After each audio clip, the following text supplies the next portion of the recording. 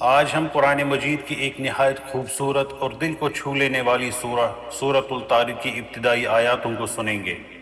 ذرا ایک لمحے کے لیے تصور کیجئے، رات کی گہری خاموشی ہے، آسمان پر بے شمار ستارے چمک رہے ہیں اور ہر ستارہ ہمیں ایک پیغام دے رہا ہے۔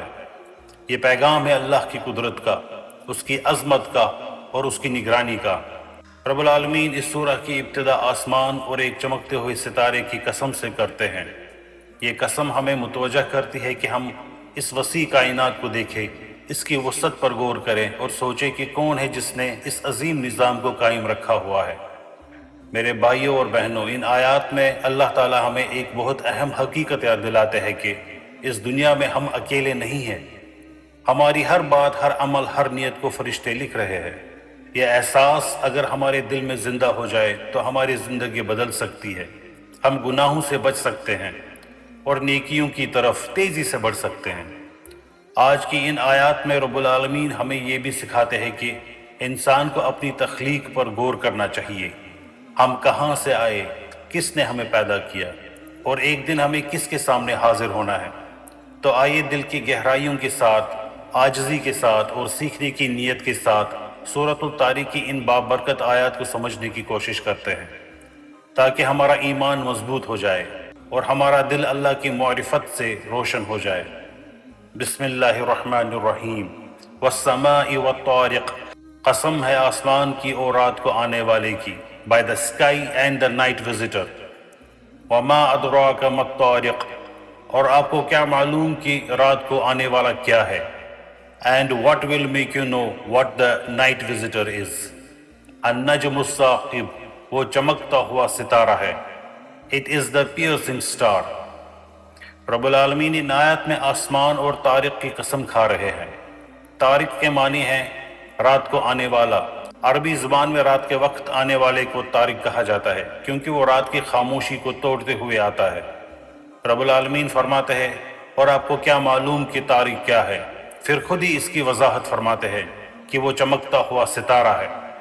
مفسرین کے مطابق اس سے مراد ایک انتہائی روشن اور چمکدار ستارہ ہے، جو رات کے اندھیرے کو چیرتا ہوا نظر آتا ہے۔ یہ رب العالمین کی قدرت کی نشانی ہے کہ اس نے آسمان کو بے شمار ستاروں سے سجایا، جو انسان کو یہ سوچنے پر مجبور کرتے ہیں کہ یہ عظیم کائنات کسی عظیم خالق کی تخلیق ہے۔ یہ آیات انسان کو کائنات میں غور و فکر کی دعوت دیتی ہے تاکہ وہ اللہ تعالیٰ کی قدرت کو پہچانے۔ ان کل نفس لما علیہا حافظ، کوئی جان ایسی نہیں جس پر ایک نگہبان مقرر نہ ہو۔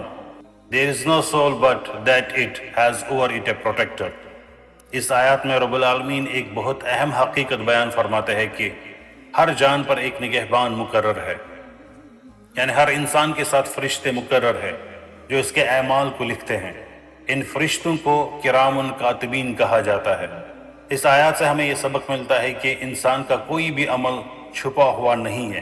ہر نیکی اور ہر گناہ اللہ کے یہاں محفوظ ہے، اور ایک دن قیامت کے دن یہی اعمال انسان کے سامنے پیش کیے جائیں گے، اور یہ احساس انسان کو گناہوں سے بچنے اور نیکیوں کی طرف بڑھنے کی ترغیب دیتا ہے۔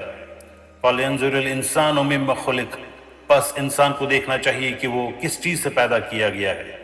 So let man observe from what he was created۔ اس آیت میں رب العالمین انسان کو اپنی تخلیق پر غور کرنے کا حکم دیتے ہیں۔ رب العالمین فرماتے ہیں، پس انسان کو دیکھنا چاہیے کہ وہ کس چیز سے پیدا کیا گیا ہے، یعنی انسان کو اپنی حقیقت اور ابتدا کو یاد رکھنا چاہیے۔ انسان کو ایک معمولی اور حقیر چیز سے پیدا کیا گیا ہے، لیکن آج وہ تکبر اور غرور میں مبتلا ہوا ہے۔ یہ آیت انسان کو عاجزی اور اللہ کی قدرت کو تسلیم کرنے کا درس دیتی ہے۔ جب انسان اپنی تخلیق پر غور کرے گا تو اسے معلوم ہوگا کہ اسے اللہ نے پیدا کیا ہے، اور انسان وہ ہے جو اللہ کا محتاج ہے، اور ایک دن اسی اللہ کے پاس واپس جانا ہے۔ ان آیات سے ہمیں چند اہم سبق ملتے ہیں۔ پہلا، رب العالمین کی قدرت کی نشانیاں آسمان اور ستاروں میں موجود ہے۔ دوسرا، ہر انسان کے اعمال فرشتے لکھ رہے ہیں۔ تیسرا، انسان کو اپنی تخلیق پر غور کرنا چاہیے۔ اور چوتھا، غرور کے بجائے عاجزی اختیار کرنی چاہیے۔